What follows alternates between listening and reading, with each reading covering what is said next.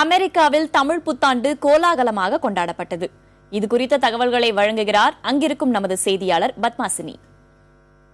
தமிழர்கள் கடல் கடந்து வந்த போதும் கண்டம் தாண்டிய போதும் தங்களது விழாக்களையும் பண்டிகைகளையும் கலாச்சாரத்தையும் என்றுமே மறந்ததில்லை. அந்த வகையில இப்போ இந்த தமிழ் புத்தாண்டை நம்மளோட யுஎஸ்ல இருக்க தமிழர்கள் எப்படி கொண்டாடுறாங்க அப்படிங்கறது தான் பார்க்க போறோம்.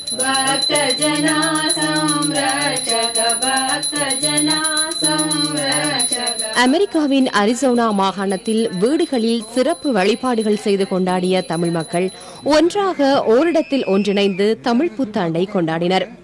அங்குள்ள தமிழ் பள்ளியொன்றில் ஆடல் பாடலுடன் தமிழ் புத்தாண்டு கொண்டாடப்பட்டது.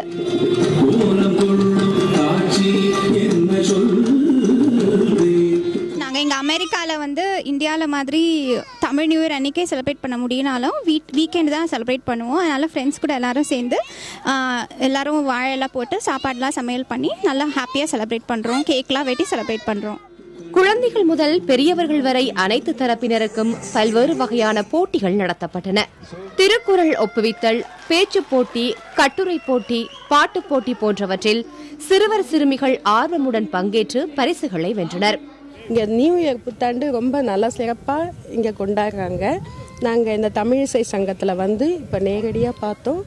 இங்கே எல்லாருமே எல்லா விதத்துலேயும் ரொம்ப ஆக்டிவாக எல்லா பார்ட்டிசிபேட் பண்ணுறாங்க. விளையாட்டில் ரொம்ப நல்லா நடத்தி தராங்க. பசங்களும் தமிழில் பேசணும் அப்படின்னு இங்கே இருக்கிற பேரண்ட்ஸ் எல்லாருமே ரொம்ப விருப்பப்பட்டதுனால தமிழ் பள்ளியை ஆரம்பித்து எவ்ரி வீக் நம்ம ஒரு 2 மணி நேரம் அவங்களுக்கு தமிழ் சொல்லி கொடுக்கலாம். ஸோ அதுலேருந்து அவங்க நிறைய கற்றுப்பாங்க, நம்மகிட்டையும் பேச ஆரம்பிப்பாங்க. பசங்களுக்குள்ளேயும் தமிழ் பேசினா அந்த தமிழ் வளர்ந்துகிட்டு இருக்கோம் அப்படின்ற ஒரு காரணத்துக்காக தமிழ் பள்ளி ஸ்டார்ட் பண்ணி நாங்கள் போயிட்டுருக்கோம். தமிழ் பள்ளியில் நடைபெற்ற புத்தாண்டு கொண்டாட்டத்தில் 100க்கும் மேற்பட்டோர் பங்கேற்றனர்.